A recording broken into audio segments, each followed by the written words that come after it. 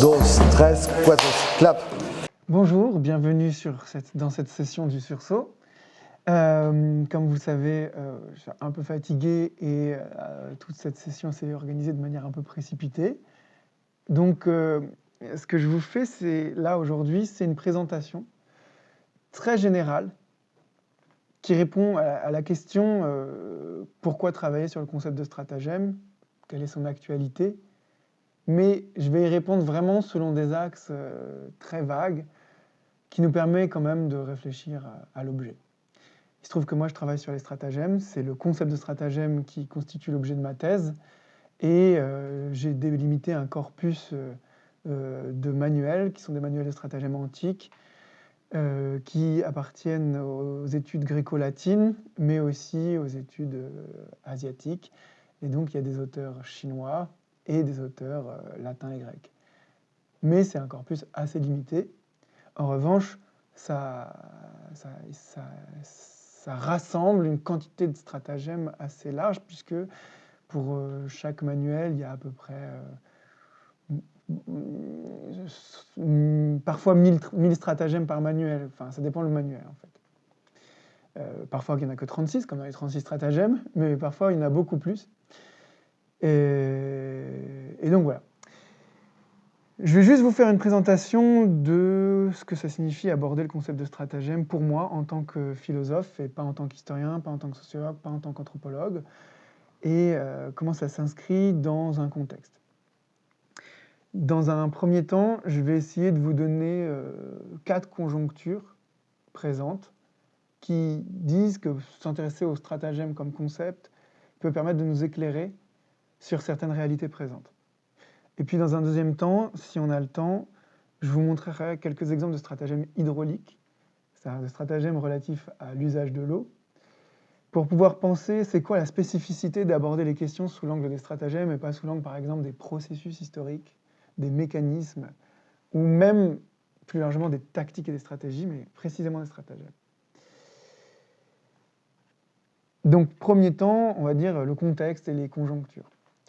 La première conjoncture, je ne l'ai pas écrite dans ce texte-là, mais j'y ai pensé assez récemment, en réalité, en lisant le livre de Marc Joly, qui est un sociologue qui a par ailleurs travaillé sur à la fois Norbert Elias et donc une sociologie particulière, puisque c'est une sociologie processuelle et historique des seuils de sensibilité et des transformations de ces seuils, et donc qui allie en quelque sorte la question de comment on sent les seuils de tolérance, de perception, etc., et la question sociale, des rapports et des interactions avec les autres êtres qui constituent une société.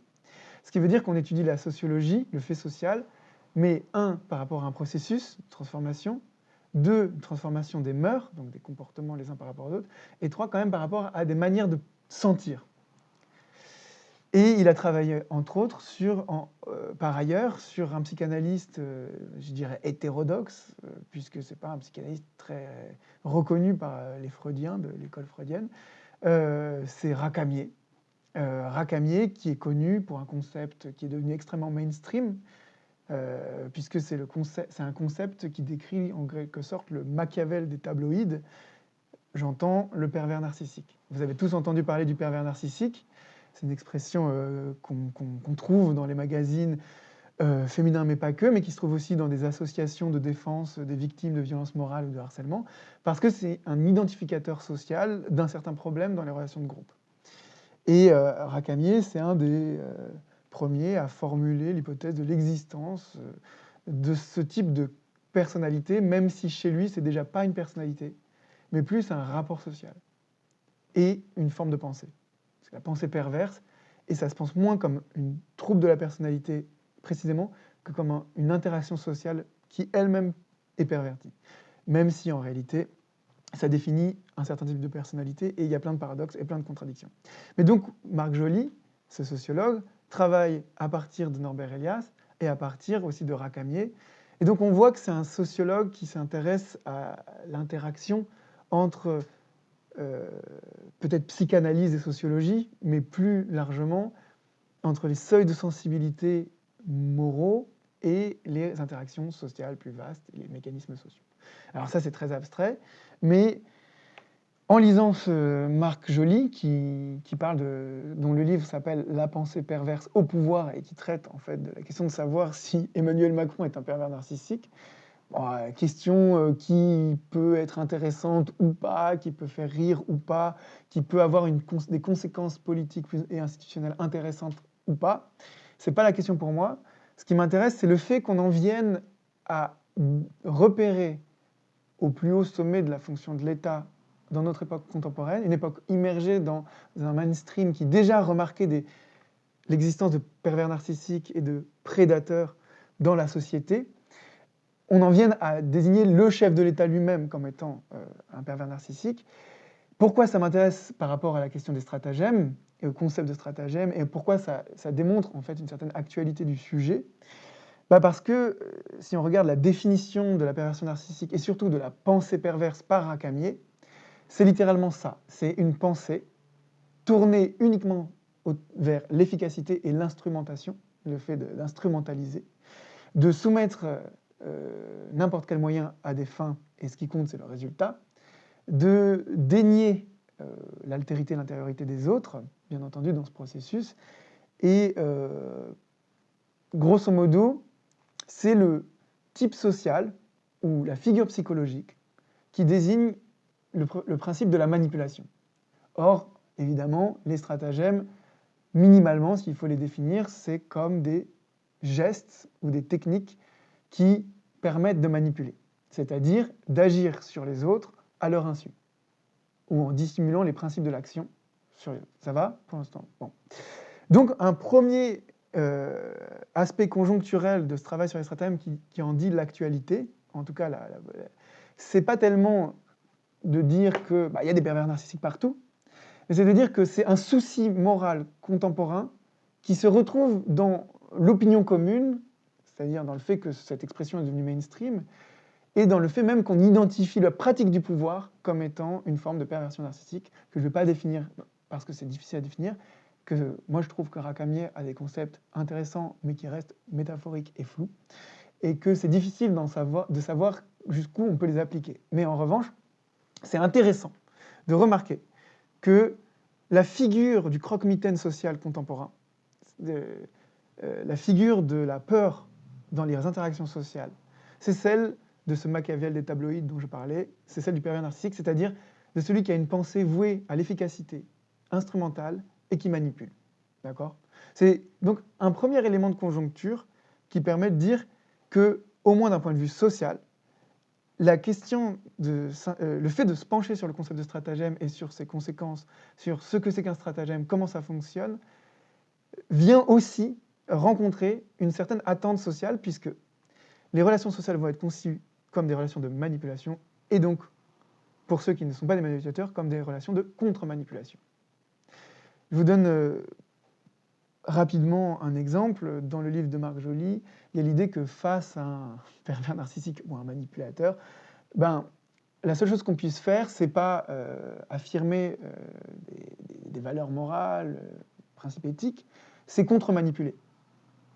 Et il donne l'exemple de personnages comme Laurent Berger ou Ruffin ou d'autres qui ont tenté, face à Macron, de contre-manipuler. Et les techniques de contre-manipulation, c'est par exemple rappeler le cadre dans lequel on se trouve, institutionnel, ne pas tomber dans une sorte d'intimité fausse ou d'apparence, mais de rappeler le cadre dans lequel on se trouve, rappeler les engagements précédents, rester fidèle à soi-même et ne pas se laisser troubler par ça. C'est-à-dire, et là ça demande une force d'âme particulière, puisqu'il faut garder en tête ce qu'on était venu dire ou faire auprès, par exemple, de Macron, qui était retirer la loi retraite, pour ne pas se laisser embrouiller et entrer dans une confusion. Bon, il y a d'autres critères, bon, on s'en fiche.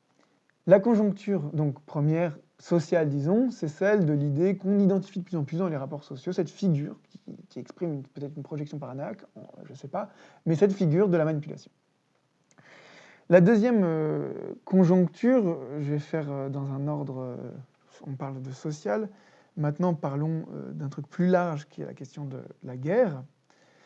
Il se trouve que le concept de guerre a beaucoup évolué, et selon une autrice qui s'appelle Catherine Haas, on peut remarquer que la guerre est de moins en moins déclarée.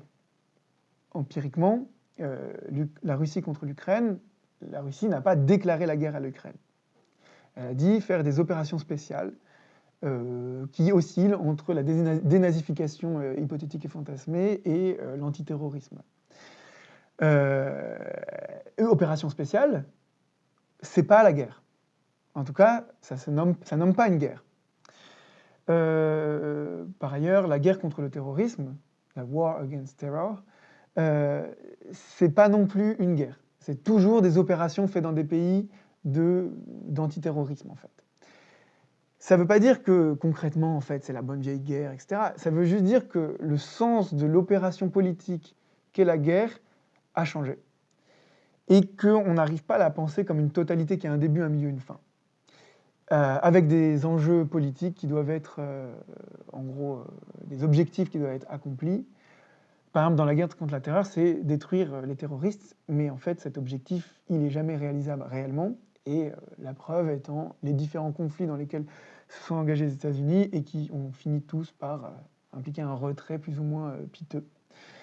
Et ça fait partie des arguments aujourd'hui pour dire que les objectifs flous, par exemple de la guerre Israël-Palestine, enfin Israël sur Gaza, ne permettent pas de penser une issue de cette question. Bon, il y a une transformation du concept de guerre. La guerre, elle a cessé d'être pensée, elle est de moins en moins pensée, et ça c'est un spécialiste des stratagèmes qui dit ça, qui s'appelle Lahey-Rich, elle cesse d'être pensée dans le cadre de ce que Clausewitz appelait le Schlacht, c'est-à-dire la confrontation de deux armées bien huilées, avec un espace-temps assez défini, un moment de pic et de suspension de la guerre qui va inverser le rapport de force et décider de l'issue, qui permet de dire il y a un début, un milieu, une fin dans la guerre, et comme une sorte de diégèse de la guerre, de récit de la guerre qu'on peut faire. De plus en plus, depuis pas mal d'années, en fait, depuis les années 50, mais même un peu avant, la multiplication des guerres informelles, des guerres de décolonisation, des guerres qui se formulent comme, dont on hésite à dire si c'est des guerres civiles ou des décolonisations, ou des guerres fondées sur la contre-insurrection, ou même en parallèle les guerres de type révolutionnaire, ou enfin encore les guérillas et les prises d'armes intégrées à des régions, ou la déclaration de la guerre comme espace-temps délimité, avec des armées qu'on peut identifier, avec un début, un milieu, une fin, des objectifs militaires qui sont en même temps des objectifs politiques. Bon, ça commence à devenir confus et flou. Et si on évoque le concept assez confus de guerre hybride, une guerre qui ne serait pas la guerre, qui serait une guerre en temps de paix, et qui en passe par des moyens technologiques, d'influence, de soft power, etc. Bon bref, la notion de guerre a changé de registre. Et en changeant de registre, on s'éloigne de la conception clausewitzienne de la guerre, qui était une conception qui explicitement considérait que les petites ruses de guerre, les petits stratagèmes, les petits trucs et astuces de la guerre, tels qu'on les trouvait chez Paulien, Frontin ou autres, étaient des choses puériles. Non seulement immorales, mais puériles, et qui n'impliquaient pas l'art de la guerre. De plus en plus, quand on s'éloigne de Clausewitz, on réactive, nous dit Lahey-Rich, des figures comme Machiavel et justement Frontin ou Paulien. C'est-à-dire des gens qui ont conçu les interactions sociales belliqueuses sous le modèle du stratagème et non pas sous le modèle de grande tactique et de grande politique. Donc, le deuxième élément de conjecture qui fait que s'intéresser au stratagème, c'est essayer d'aller examiner des objets du présent et des problèmes présents, c'est la transformation du concept de guerre, voire l'effondrement de son usage explicite. Sa substitution par la question de l'opération ou de guerre qui n'ont pas l'air d'avoir de limite. Il n'y a plus vraiment un temps de guerre qui serait séparé du temps de paix. Le temps de paix semble être en même temps le temps de guerre, et ainsi de suite. Pour Catherine Haas, cette philosophe derridienne à la base, ça pose des problèmes essentiels parce que ça fait disparaître dans la guerre des objectifs clairs et sur lesquels on peut s'entendre, permettant de finir une guerre. Donc il est possible que les guerres dans lesquelles on entre aujourd'hui sont des guerres presque sur un mode métastasique, qui durent très longtemps et qui n'en finissent jamais. Voilà. Donc un peu une forme de guerre éternelle. Bon. Et donc le stratagème vient rentrer là-dedans, puisque le stratagème, c'est un concept qui se trouve qui peut être appliqué ou utilisé pour penser tant la stratégie que la tactique. La stratégie étant par exemple l'ensemble des buts de la guerre, et la tactique l'ensemble des sous-opérations dans la guerre. Et donc les tactiques définissent des buts dans la guerre, tandis que la stratégie définit des buts de la guerre. Et il se trouve que les stratagèmes, eux, ils sont transversaux, obliques. Par exemple, des stratèges, grands stratèges, ont besoin de stratagèmes pour imposer leur stratégie dans leur état-major même, en relation avec des politiques. Donc ce n'est pas seulement dans un espace qui serait purement tactique qu'on utilise des stratagèmes. On peut utiliser des stratagèmes qui servent de stratagèmes pour les états-majors ou au sein même des états-majors pour des individus différents, pour imposer des lignes stratégiques, par exemple. Par ailleurs, la différence entre stratagème et tactique, pour le dire en 2 mots, c'est que la tactique, elle est plutôt associée à des mises en formation des troupes. C'est certains modèles de troupes. La tortue romaine, c'est une tactique, par exemple. C'est donc des formations de troupes. Et il peut y avoir des catalogues ou des manuels de ces formations de troupes, a priori. Et ça désigne souvent la manière de mettre en ordre les troupes et les mettre en marche, et dans certaines circonstances qui s'adaptent. Alors qu'un stratagème, c'est beaucoup plus vaste, beaucoup plus large. Ça peut s'appliquer aux troupes. Par exemple, on peut faire un pieux mensonge pour faire croire à nos troupes que la victoire est proche alors qu'on est en pleine défaite, mais ça remobilise les troupes, et dans ce cas-là, on a utilisé un stratagème au sein d'une tactique qui consiste à maintenir, par exemple, la formation de la tortue romaine, enfin, peu importe. Mais stratagème et tactique, ce n'est pas identique. Et stratégie et tactique, et stratagème non plus. Parce qu'il y a une oblicité du stratagème. Bon.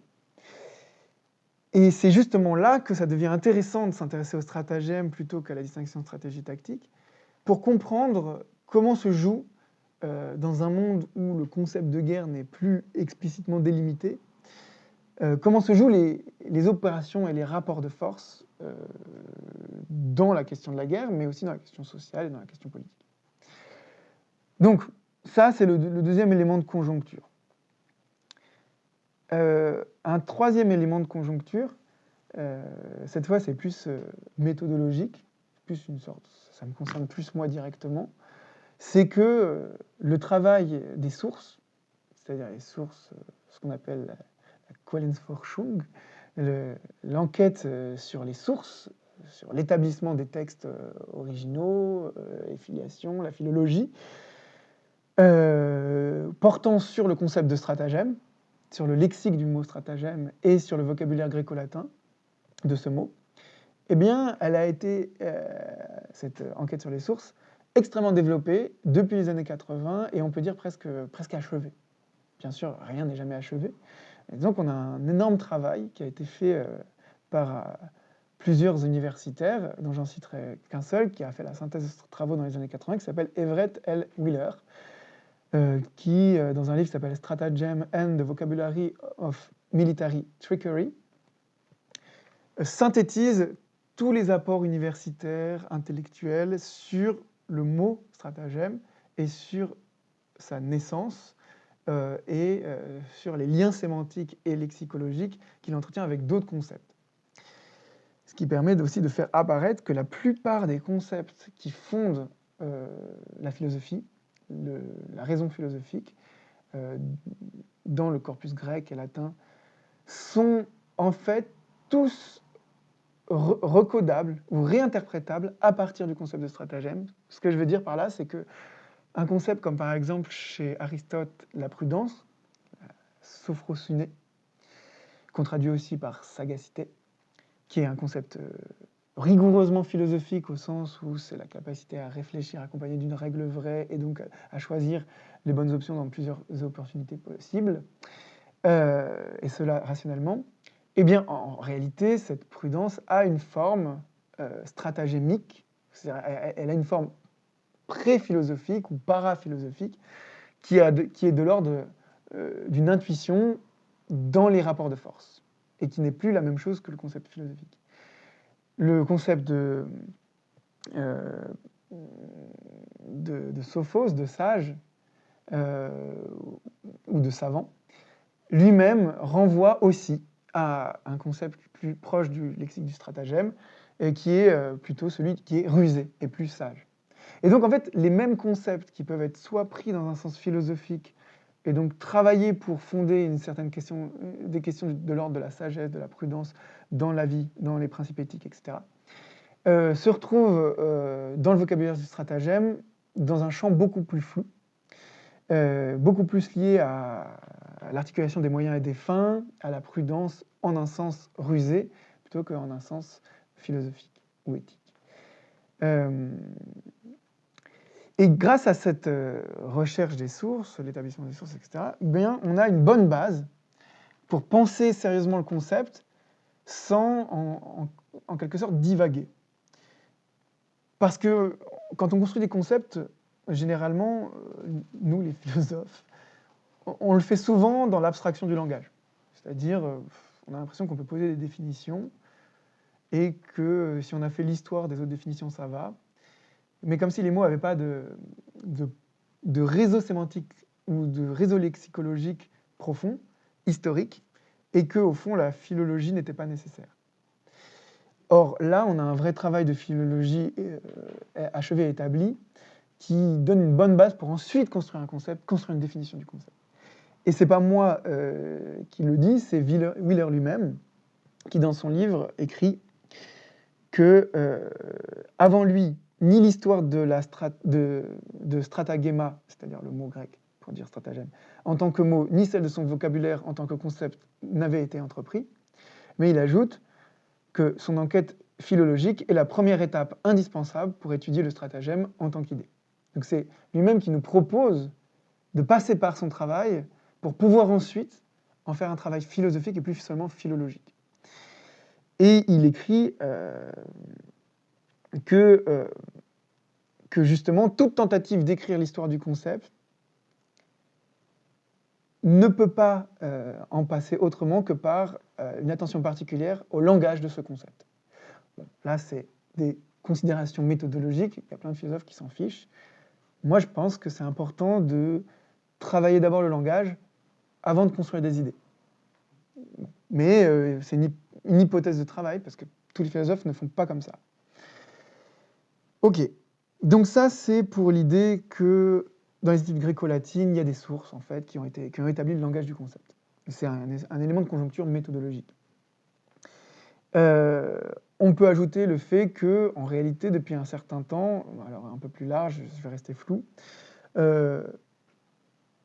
vis-à-vis des concepts chinois qui servent à désigner le stratagème, le chou asiatique, je ne sais pas exactement comment ça se prononce, eh bien, il y a quand même énormément de travaux qui ont été faits, justement parfois pour montrer que la pensée chinoise était plutôt structurée autour d'une idée d'efficacité, mais aussi d'une capacité à disposer, construire des positions qui permettent de manipuler. Ça, on le trouve chez François Julien sur un mode que je dirais heideggerien, c'est-à-dire sur un mode qui prend pour agent comptant des idées qu'on déduit immédiatement des mots, et qui essaie de faire des visions du monde à partir des mots. Et c'est intéressant, c'est toujours stimulant. Mais on le trouve aussi, par exemple, chez quelqu'un que j'aime beaucoup, qui est un traducteur extrêmement prolifique, qui s'appelle Jean Lévy, qui est proche, dans sa carrière universitaire, des situationnistes. Je crois qu'il était proche de Guy Debord. Et Jean Lévy, par exemple, c'est quelqu'un qui a beaucoup travaillé sur les manuels de stratagème chinois, qui en a traduit un certain nombre, et en particulier un livre que je recommande à tous ceux qui s'intéressent à la politique et à la politique pensée non pas à travers les grandes structures de la politique abstraite, ni seulement les institutions ou les processus historiques ou les mécanismes, mais qui s'intéressent dans l'articulation entre justement politique et manipulation, ou politique et stratagème, ou ruse, Bah, il y a un livre qu'il a traduit et qui est très peu réédité, bon, c'est difficile d'accès, mais qui s'appelle Le Tao du Prince, Stratégie de la domination absolue, un livre écrit et composé par Han Fei-tse, et dont on dit qu'il a contribué à la fondation de l'Empire chinois en moins 212 avant Jésus-Christ. Ce livre on serait tenté de le présenter comme le Machiavel chinois, même s'il serait plus sérieux de dire l'inverse, de dire que Machiavel est notre Han Fei-tse italien. D'abord parce qu'il est antérieur, et ensuite parce que sa pensée est assez différente, mais j'ai l'impression qu'elle va plus loin. Et elle se débarrasse de certaines métaphores ou certaines formes de naïveté sur la structure du pouvoir. Alors, à dire que Machiavel est naïf, ça paraît fou, mais oui, parce qu'il y a des tendances chez Machiavel qui permettent d'y voir aussi un modèle qui est parfois métaphorique, perspectiviste, et qui, sous certains aspects, garde une confiance en certaines choses, comme par exemple la morale, même si c'est pour dire qu'il faut mettre la morale au service de la manipulation et de la domination, enfin, du maintien au pouvoir, eh ben, c'est pas sûr que ce soit obligé quand on est Han Fei-tse, et bon, je ne vais pas entrer dans les détails, mais c'est super intéressant. Donc, ce que je veux dire, c'est qu'on a des études universitaires, philologiques, d'un côté et de l'autre, c'est-à-dire dans le corpus chinois et dans le corpus gréco-latin, qui sont assez abouties et qui permettent d'aborder le concept de stratagème, cette fois comme concept. C'est-à-dire, les textes sont plus ou moins établis, bien traduits, et les sources identifiées. Et par exemple, quand je dis que la première apparition en grec du mot stratagème, c'est chez Xénophon, dans les Mémoralia, dans la bouche de Socrate, qui parle à Périclès le jeune, le fils de Périclès, le grand Périclès, et ben ça, c'est plus ou moins assuré. C'est-à-dire, c'est la première occurrence contingente, arbitraire, c'est-à-dire, c'est parce qu'il nous reste que ces documents, et donc on n'a pas d'autres. Ça, c'est plus ou moins assuré. Mais ça permet d'en tirer des conséquences. De l'arbitraire, on peut tirer quelques conséquences. Par exemple, c'est amusant de savoir que c'est chez Xénophon, et dans la bouche de Socrate, du personnage Socrate de Xénophon, que le mot stratagema apparaît pour la première fois dans ce qui nous reste de vestiges du texte. En tout cas, pour un philosophe, cette contingence fait plaisir. On va dire ça comme ça. Bon. Un autre élément de conjoncture, et cette fois c'est plus en termes de problématisation, je l'exposerai en deux temps, A et B. A, il se trouve qu'il y a eu une sorte de lassitude dans les études philosophiques que j'ai suivies, qui étaient des études d'histoire de la philosophie. En histoire de la philosophie, ce qu'on fait, c'est qu'on fait de l'histoire des idées, mais aussi de l'histoire des systèmes, et aussi une histoire des discussions philosophiques et des débats, des polémiques, et parfois de manière excellente. Un de mes professeurs, là où j'ai étudié, c'était Pierre-François Moreau, un universitaire spinoziste qui travaille en histoire des idées, histoire des systèmes, et plus largement, histoire des débats conceptuels. Et il se trouve qu'à l'époque où j'étudiais, l'histoire des idées, elle était poussée tellement loin, c'est-à-dire qu'on avait fait beaucoup d'histoire des idées, que pour la renouveler, certains professeurs ont eu une idée qui est plutôt géniale. Moi, je trouve que c'est très bien, parce que c'est une forme d'histoire des idées réflexive, c'est-à-dire qu'ils se sont mis à travailler sur l'histoire de la philosophie. C'est-à-dire comment le canon philosophique, comment les textes philosophiques ont été sélectionnés, comment un philosophe, pour nous, Blaise Pascal, c'est un philosophe aujourd'hui, sauf qu'au XIXe siècle, c'est pas clair, c'est un débat. Nietzsche, c'est encore plus récent qu'il est devenu philosophe. Dans les années 30, on n'était pas encore sûr que c'est un philosophe. Je crois que c'est dans les années 20-30 qu'on a commencé à le voir à l'agrégation. On l'associait plutôt à une sorte de poète. D'ailleurs, on connaissait Zarathustra, et c'est quand on a connu la généalogie de la morale qu'on a commencé trouver un intérêt systématique, et même un intérêt de gauche, puisque en gros les Nietzschéens de gauche se sont surtout basés sur la généalogie de la morale pour commencer à théoriser certaines choses. Donc ce que je veux dire, c'est que en apparence, la philosophie, c'est quelque chose d'évident et en même temps de flou pour la plupart des gens. C'est-à-dire, bon, on voit, il y a Platon, il y a Aristote, etc. Mais en fait, chaque époque construit ses cursus d'enseignement de la philosophie, et les écoles où on enseigne ce qu'on appelle la philosophie, en fait, c'est des délimitations qui ne sont pas arbitraires, mais qui sont circonstanciées dans le temps et dans l'histoire.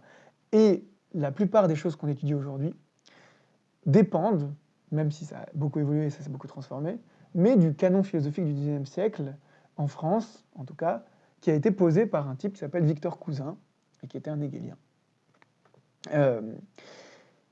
Et donc à cette époque, dans l'école où j'ai travaillé, eh bien, on s'est mis à faire de l'histoire de la philosophie, c'est-à-dire plus de l'histoire des systèmes, des idées, etc., mais de l'histoire de comment des espèces d'entrepreneurs, philosophes, mais aussi professeurs et même universitaires, ont construit des canons philosophiques, c'est-à-dire des corpus de textes, à partir desquels on allait décréter que ceci est de la philosophie, ça n'en est pas. Bon, je rentre pas dans les détails, mais il y a plein de débats passionnants. Par exemple, est-ce qu'il y a une philosophie chinoise? Bah, pendant longtemps, non. Et puis aujourd'hui, on est beaucoup moins sûr, et maintenant c'est clair qu'on considère qu'il y a de la philosophie chinoise. Mais pendant longtemps, non. Parce que la philosophie, c'était le logos, et le logos, c'est grec. Et donc, en fait, tout ce qui n'est pas grec, tout ce qui n'est pas dérivé d'une interrogation comme une note de bas page à la philosophie de Platon, eh ben, c'est pas de la philosophie. Mais ça, c'est des décisions, des discussions, des instaurations institutionnelles. Bon. Mais ce qui, moi, m'intéresse, c'est que quand j'étudiais l'histoire de la philosophie, ben, il y avait ce mouvement réflexif de l'histoire de la philosophie qui devenait histoire de la philosophie et histoire de l'histoire de la philosophie. Vous voyez? Vous comprenez? Et d'une certaine manière, il y a un côté un peu épuisant. D'un côté, c'est excellent pour prendre conscience de ce qu'on a fait depuis le début. Alors, prendre conscience qu'en fait, depuis le début, on est enfermé dans un paradigme limité et qui a des raisons d'être, mais qu'il faut expliciter, et c'est ça que l'histoire nous permet de faire. L'histoire a un aspect réflexif au sens où elle permet de revenir sur les choses et de revenir aux raisons même de l'instauration de ces choses au départ. Pas forcément de manière univoque, claire, ou définitive, mais au moins de prendre conscience du fait que les choses dans lesquelles les éléments dans lesquels on s'insère, les penseurs avec lesquels on pense, eh ben, c'est pas évident qu'on doive s'y limiter. Ben, c'est assez récent que des auteurs indiens ou des auteurs chinois sont intégrés au corpus du lycée, par exemple. Bon. Pourquoi je dis ça? Parce que j'ai senti, là c'est plus des intuitions, un changement dans la manière dont mon professeur Pierre-François Moreau définissait ce que c'est que faire de la philosophie. Donc là, c'est vraiment un changement en sens de la pratique de la philosophie. En 2000, il n'y a pas de doute, Pierre-François Moreau, je ne cite pas texto, mais il dit « faire de la philosophie, c'est faire de l'histoire de la philosophie, et il n'y a pas d'autre manière de faire de la philosophie ». Et c'est parfaitement entendable, puisque faire de l'histoire de la philosophie et faire de l'histoire tout court, c'est en fait, ça a un élément critique et réflexif sur les institutions, et donc ça rejoint un peu ce qu'on attend de la philosophie, c'est de critiquer, et donc à la fois de classer, d'ordonnancer, mais aussi de faire apparaître les conditions de possibilité de ce qui nous entoure. Ça, c'est une idée de la philosophie. Mais il se trouve qu'en 2021, je crois que c'était pendant le Covid, Pierre-François Moreau fait une conférence tout seul, dans une vidéo, puisqu'il n'y a personne, puisqu'on est tous confinés, mais en présence quand même du directeur de l'école où j'étais, et donc de l'institution dans laquelle j'étais. Et ce qui est amusant, c'est qu'il finit sa conférence par deux phrases, c'est peut-être un lapsus, puisque dans des discussions, j'ai l'impression que... Mais bon, il finit par deux phrases et il dit « La philosophie nous dit peut-être ceci, 2 points. Rejetez vos institutions et préparez-vous à la lutte. » Alors, quand on définit la philosophie comme « rejetez vos institutions et préparez-vous à la lutte », quand j'ai demandé de préciser à Pierre-François Moreau, il m'a dit « Non, non, c'est les illusions qu'il faut rejeter. » Mais bon, Dans la conférence, il dit bien institution. Bon, c'est pas grave. Mais si c'est vraiment rejeter les illusions, dans ce cas-là, c'est très classiquement philosophique, c'est très classiquement Lumière, critiquer les illusions, les superstitions, etc. C'est très classiquement spinoziste, en quelque sorte. Mais s'il dit rejeter les institutions, et c'est ça que nous dit la philosophie, c'est un peu différent. Mais en revanche, préparez-vous à la lutte, c'est pas un lapsus, hein, puisqu'il peut pas...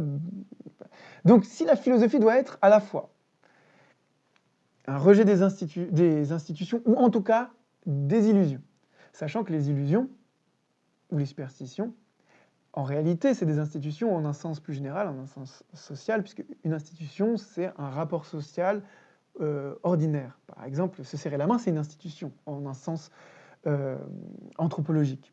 Donc on pourrait aussi dire, bon, c'est la même chose. Mais au-delà de ça, s'il commence à nous définir la philosophie comme rejetez vos institutions et préparez-vous à la lutte, on voit bien que la philosophie, c'est plus juste de l'histoire des idées. Parce que minimalement, c'est une propédeutique, ou c'est des prolégomènes à se battre politiquement. Alors peut-être c'est une lutte morale, intellectuelle, mais c'est se battre ou bien dans la théorie, ou bien dans la pratique. Et quand il dit rejeter les institutions, il y a même un aspect, un élément, qui peut être un élément plus que critique, qui est un élément de sécession vis-à-vis des institutions. Et au-delà de la sécession, un élément anarchique, au sens où faire de la philosophie, c'est pas se cantonner à ce qu'en disent les institutions, et c'est pas se cantonner à rester dans les institutions, et donc à rester à l'université, par exemple. Bien sûr, c'est une extrapolation de ma part, mais passer de faire de la philosophie, c'est faire de l'histoire de la philosophie, et c'est tout, à la philosophie nous dit rejetez vos institutions et préparez-vous à la lutte, ça implique quand même un faire de la philosophie qui a un peu changé entre 2000 et 2021. Il se trouve que ça, on peut l'associer, c'est un peu un commentaire de texte de Pierre-François Moreau, mais c'est pas grave. On peut l'associer à aussi une manière qu'a François Moreau d'interpréter la philosophie de Spinoza. Je m'explique. Spinoza, c'est pas un penseur de la révolution en tant que quelque chose qui est souhaitable. C'est un penseur radical, c'est un penseur qui a pu être accusé d'athéisme et de matérialisme, et qui a pu être profondément subversif dans ses usages et dans ses relectures, y compris au XVIIIe siècle.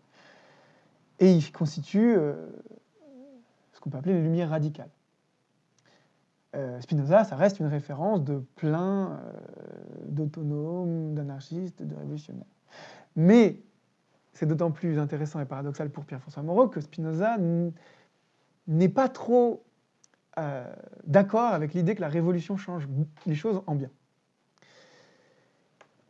Pourtant, Pierre-François Moreau, dans la même période 2020-2021, a produit des textes sur le rapport de Spinoza à la Révolution, et il finit par dire que, au fond, on peut quand même déduire des concepts de Spinoza et de son système la possibilité qu'à un moment donné, le philosophe puisse faire la révolution.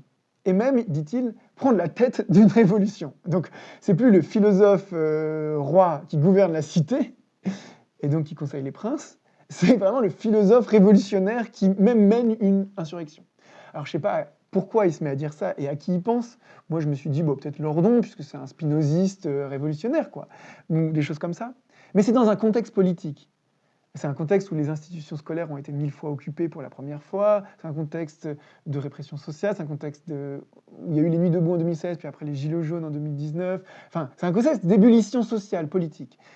Et il se met à modifier son rapport à Spinoza. D'habitude, il est très précis et il dit, voilà, Spinoza, c'est pas possible de penser à la révolution. Et là, il change et il dit, non mais on peut quand même tirer des concepts Spinoza, des justifications à l'idée de faire la révolution. Ça peut être rationnel de faire la révolution dans le corpus spinoziste. Donc, je ne dis pas que Pierre-François Moreau s'imagine en révolutionnaire spinoziste. Mais je dis juste que ce changement est intéressant à associer à l'autre changement dans la définition de ce que nous dit la philosophie, c'est quoi faire de la philosophie. Si faire de la philosophie, c'est plus faire de l'histoire de la philosophie, mais c'est rejeter les institutions, se préparer à la lutte. Et si Spinoza c'est plus quelqu'un dont on peut dire rigoureusement qu'il rejette l'hypothèse révolutionnaire, mais que, en fait, si on déduit de ces concepts, par exemple le fait que quand, en gros, le corps social est dissous et que, par exemple, quand le monarque meurt, qu'il y a un passage dynastique, à ce moment-là, il y a ce qu'il appelle un retour à la masse, c'est-à-dire la légitimité et la souveraineté, elle repart dans la multitude. C'est plus le souverain qui la détient quand le souverain meurt. Et donc ce moment, c'est un moment de laps où pourrait se produire une démocratie au lieu d'une monarchie. Et où, en fait, la souveraineté est relancée, rejouée. Bon, à partir de ça, il en déduit que dans ce moment-là, bah, le philosophe peut devenir révolutionnaire, c'est rationnel de devenir révolutionnaire.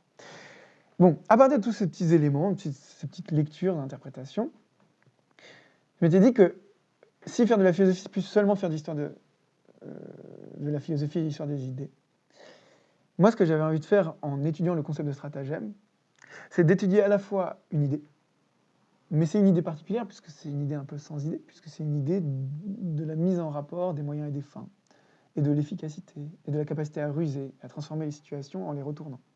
Donc c'est un peu une idée qui ne parle pas d'idée. Donc en s'intéressant à une idée, en l'intégrant dans un rapport de débat conceptuel avec d'autres idées, contemporaines, mais aussi plus anciennes, faire ça, donc, histoire des idées, faire de la philosophie. Et en même temps, faire un peu plus que de l'histoire des idées. Et là, l'idée de faire un peu plus que l'histoire de la philosophie, c'est quand on étudie les stratagèmes, ben on étudie quand même des choses qu'on pourrait tester. C'est pas que c'est une philosophie expérimentale, mais un stratagème, c'est quelque chose qu'on peut éprouver au-delà que dans des cas de pensée. On peut essayer des stratagèmes, on peut tester des stratagèmes. Donc ça permet d'associer l'idée de faire de la philosophie, pas seulement à bien établir des textes, des concepts, des idées, des débats conceptuels, mais aussi à essayer de, par l'étude des stratagèmes, construire autre chose qu'un traité ou autre chose qu'un texte théorique, mais quelque chose qui est plus de l'ordre du manuel. Et ça, en étudiant des manuels, pour savoir, bah oui, un manuel, c'est destiné non pas à nous apprendre uniquement des choses théoriquement, mais à nous apprendre des choses théoriquement sur le réel, pour pouvoir les utiliser dans des contextes. La plupart des manuels sont dédiés à des chefs de guerre ou à des empereurs ou des choses comme ça. Et donc l'idée de... Moi, ce qui m'intéresse dans l'idée de faire de la philosophie en travaillant sur le concept de stratagème, c'est pas seulement de travailler sur le concept de stratagème, mais c'est de forger des stratagèmes, de repérer des stratagèmes, de les sélectionner et de les proposer. Donc ça m'intéressait. Deuxième élément qui m'intéresse, c'est le fait que quand on étudie les stratagèmes, on étudie des anecdotes historiques, en gros. Hein, des exemples plats parfois. On les trouve aussi dans les contes, des stratagèmes. On étudie des petites histoires. Parfois, elles sont complètement fictives et délirantes. Parfois, elles ont une part de réalité. On peut référer à quelque chose qui a vraiment été prouvé. Mais la plupart du temps, le statut de réalité, bon, c'est en suspens. Mais en revanche, le concept de stratagème renvoie quand même à un corpus de plein de petites anecdotes. Et donc, d'un côté, un stratagème, pour savoir si ça marche, on peut essayer de les tester. La contre-manipulation, ça marche quand on a vraiment réussi à contre-manipuler. Voilà, par exemple. Là, on peut dire que ça ne marche pas. Laurent Berger et les autres n'ont pas réussi à contre-manipuler Macron. Donc ça implique que peut-être la dimension politique ne se joue pas forcément au niveau simplement intersubjectif et interactionnel, mais peut-être plus profond. Hein. Mais bon, on passe là. Donc d'une part, il y a l'idée d'une possibilité d'expérimenter une philosophie à partir de petites anecdotes travaillées. La deuxième idée, c'est l'idée d'avoir un corpus qui n'est pas seulement un corpus de texte, mais qui est aussi un corpus d'attitudes ou de comportements possibles. Et donc, un corpus qui n'est pas tout à fait empirique, parce qu'il ne faut pas rigoler, c'est quand même des vieux traités anciens, c'est des histoires pour la plupart, et souvent ils mélangent le mythe et la réalité. Mais si on sort de ce corpus et qu'on s'intéresse au stratagème dans la réalité sociale, ça permet d'avoir des objets d'observation. On peut chercher des stratagèmes dans la réalité et essayer de les classer, de les organiser dans la réalité sociale, politique.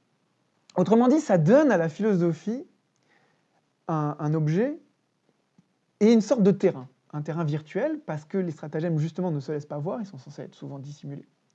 Mais en même temps, on peut tester les énoncés qu'on prononce quand on dit « il y a tel stratagème, il fonctionne comme ça », etc. Et c'est ça qui m'intéressait, voilà, pour finir sur ce dernier élément de conjoncture méthodologique. C'est le fait que la philosophie cesse d'être une pratique uniquement histoire des idées, et donc à destination d'autres historiens des idées généralement, ou du grand public sous la forme de la vulgarisation, mais qui satisfait des intérêts qui, moi, me paraissent extrêmement importants et qu'il ne faut surtout pas négliger, mais spéculatifs ou intellectuels, de curiosité intellectuelle, et c'est ce qui est le plus beau, mais aussi satisfaire d'autres intérêts, politiques, pratiques, éthiques, pour penser des manières de se rapporter aux autres et de tester ces manières de se rapporter aux autres. Donc, pour finir sur ce point de différentes conjonctures, je dirais que s'intéresser au concept de stratagème, c'est à la fois s'inscrire dans un certain nombre de problèmes contemporains, la question sociale, de la manipulation, la question de la forme de la guerre qui a changé, la question... mais c'est aussi répondre à une attente de qu'est-ce que doit être la philosophie, comment ça peut faire, pour être pas seulement une discipline universitaire, mais un peu plus. Pour pas seulement être spéculative, mais aussi trouver d'une manière ou d'une autre un terrain empirique et à peu près expérimental. Vous voyez l'idée? Bon. Je ne sais pas si c'est possible, si c'est faisable, si ça marche, mais c'est ça l'intention. Et derrière, il y a évidemment l'idée de faire une philosophie qui a une conséquence politique, des conséquences politiques pratiques. Bon, je vais finir là-dessus, parce que il me reste une vingtaine de minutes pour faire 1 heure, à peu près, il me semble. Mais je vais finir sur un autre point que je n'ai pas abordé, et qui est un élément critique. En fait, quand je veux étudier le concept de stratagème, il y a 2 choses que j'ai envie de critiquer. C'est-à-dire, j'ai bien sûr une partie constructive, c'est quoi le concept de stratagème, c'est quoi l'idée, d'où ça vient, et ça, exposer plein de petits stratagèmes, nous amuser avec plein de petites histoires. Mais je veux faire ça aussi de manière critique, et je veux critiquer en gros 2 choses. La première chose que je veux critiquer, c'est l'algorithme. Pourquoi? Parce que ce qui est intéressant avec le concept d'algorithme, c'est que quand des historiens de l'algorithmique et des mathématiques essayent d'identifier les origines et les sources de ce concept, ils le font parfois remonter à un concept qui veut dire à la fois procédure et stratagème. Par exemple, Chabert, c'est un mathématicien, fait remonter le concept d'algorithme à tout un tas de procédures qui appartiennent à des champs très différents, mais aussi au concept chinois de shu, qui veut dire stratagème ou procédure. Et qu'est-ce que je veux dire par j'ai une ambition critique? Ce que je veux dire, c'est que l'idée est de montrer que l'algorithme va devenir un concept central dans nos vies, dans nos expériences sociales, tant pour des raisons technologiques que pour des raisons politiques. Et en même temps, on pourrait le définir simplement comme une recette ou un certain nombre d'opérations enchaînées qui s'appliquent de manière automatique.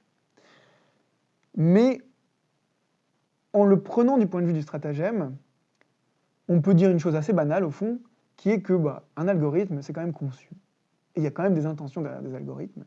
Et qu'ils ont tendance, par leur automatisme et leur automatisation, à dissimuler ces intentionnalités, ou ces visions politiques, ou ces enjeux, ou ces biais. Parfois, on appelle ça des biais. Ce qui est assez marrant, parce qu'on dit, oui, voilà, on a fait un algorithme, il est biaisé, et du coup, il est raciste.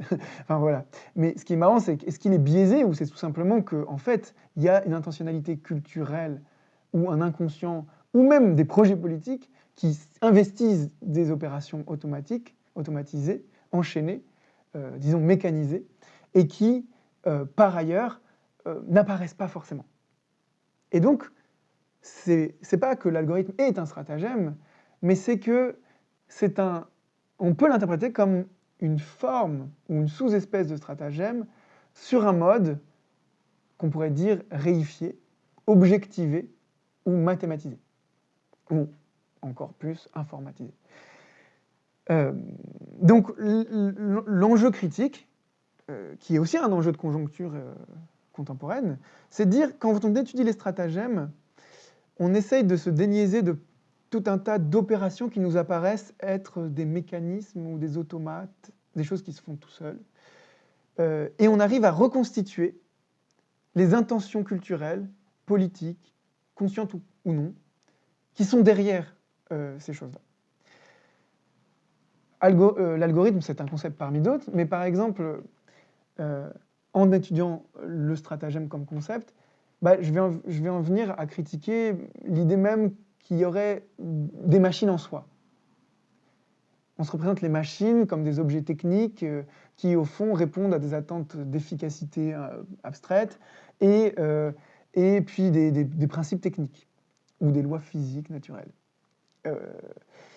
Mais, par exemple, si on regarde, si on lit, par exemple, certains extraits des textes marxistes, et si on lit, par exemple, Misère de la philosophie, qui est une réponse à la philosophie de la misère de Proudhon, Marx dit assez clairement dans ses textes qu'on remarque que les machines, dans le cadre du capitalisme, n'apparaissent pas parce qu'un bel inventeur génial a trouvé une nouvelle solution à un problème qui était purement technique. Et ce qu'il remarque, c'est qu'en réalité, dans l'antagonisme de classe, entre le travail et le capital, eh bien, après chaque nouveau conflit social, étrangement, on introduit une nouvelle machine qui vient remplacer un certain nombre de travailleurs qui, parce qu'ils étaient pas essentiels, mais en tout cas suffisamment importants dans le processus de travail, dans son mécanisme général, pouvaient l'interrompre. Donc en fait, si je résume cette idée, pour Marx, une machine répond à un intérêt capitaliste de productivité, d'efficacité productive, mais aussi un intérêt de contrôle social et de diminution de la friction entre les salariés et le capital. Oui, évidemment, quand vous remplacez un travail très important par une machine, eh ben, les possibilités de faire la grève ou de saboter les machines diminuent. Et en même temps, plus vous mécanisez le comportement d'un travailleur, plus vous vous rendez susceptible de le substituer à un processus mécanique. Ça va? Donc, ce que je veux dire par là, c'est que aborder les réalités sous l'angle du stratagème nous permet d'envisager l'histoire des techniques et en même temps l'histoire de l'efficacité ou l'histoire de l'économie et tout ça sous des angles hybrides, transversaux, où par exemple telle ou telle machine, la machine à coudre, et pas seulement le produit de l'inventivité technique et d'une chaîne d'histoire qui serait l'histoire des techniques, mais aussi le produit d'une chaîne d'histoire qui serait l'histoire politique, et aussi le produit d'une chaîne d'histoire qui serait l'histoire économique, et ainsi de suite, et ainsi de suite, et ainsi de suite. C'est un peu des banalités pour l'historien, mais moi je veux réfléchir ce que font déjà, en gros, les historiens en travaillant en transversalité, à travers le concept de stratagème qui en donne une unité, puisque le stratagème, si on le définit, c'est minimalement l'investissement intentionnel dissimulé dans des mécanismes réels qui permettent de renverser des situations, des rapports de force, en tout cas de les réorienter, de les polariser. Je n'entre pas dans les détails critiques parce qu'il y en a d'autres. Par exemple, il y a la critique du concept de dispositif, ou la critique du concept... bon, ça suffit d'évoquer dispositif, algorithme, machine. Donc voilà, un enjeu critique lié à tout ce qui appartient au vocabulaire de la technique, de la technologie. Ouais. Un autre enjeu critique, et là c'est plus théorique, et c'est là-dessus que je m'arrête définitivement, c'est quand on étudie les stratagèmes, on voit deux choses. D'un côté, il y a des rapports de force et de pouvoir continus partout. Ces rapports ne sont pas forcément explicites, bon, c'est des évidences. Parfois, il faut les critiquer pour les révéler.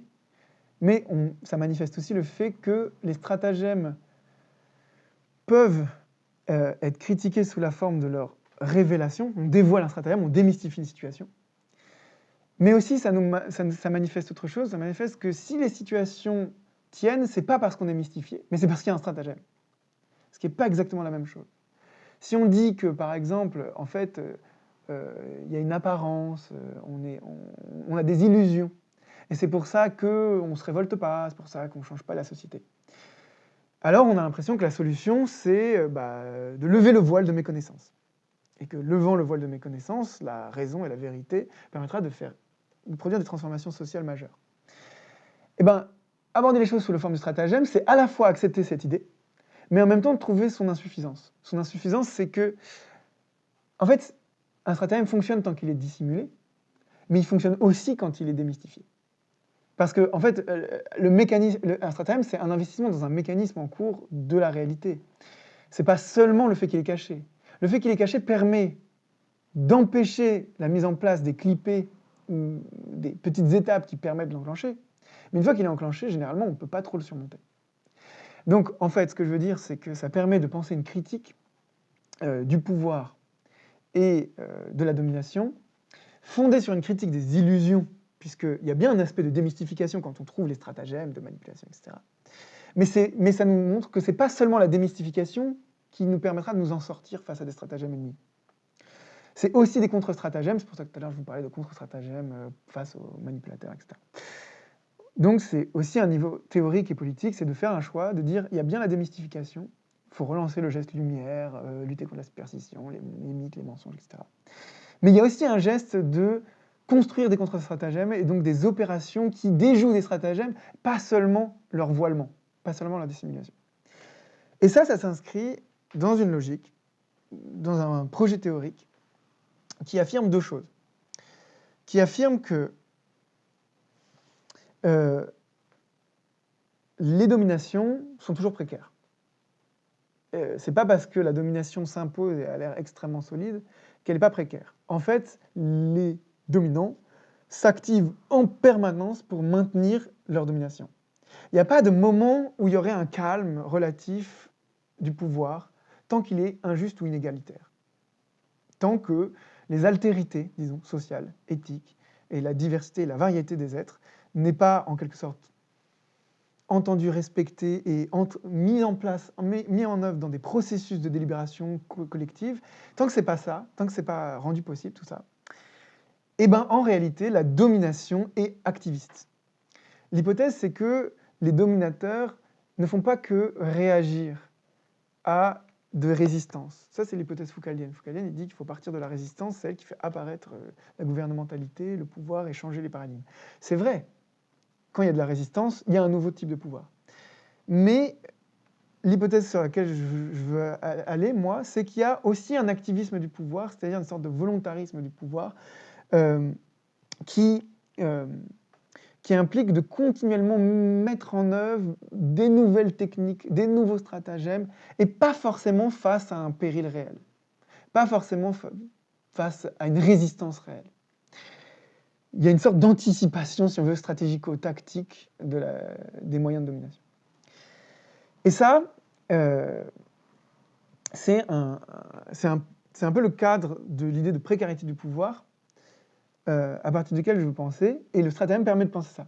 Parce que si on dit que le pouvoir, c'est pas fondé en nature, si c'est pas non plus fondé sur des processus qui nous échappent, de longs processus historiques, profonds, etc., ou des mécanismes de la réalité, mais qu'on dit, non, en fait, on peut toujours trouver des moments de stratagème, des moments de conception stratagémale, des moments de construction d'opérations, de plans, de testage de ces plans et de ces opérations.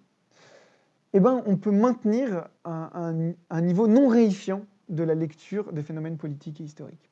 J'appelle réifiant toute idée selon laquelle l'histoire et la politique, qui est le résultat de l'histoire, et en même temps le producteur de l'histoire,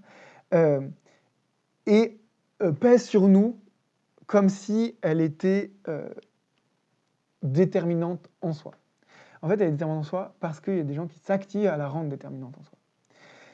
Donc voilà, ça c'est un postulat, et le stratagème permet de montrer la précarité du pouvoir. En fait, il y a plein stratagèmes, d'agencement de stratagèmes, des dispositifs, plus que des machinations.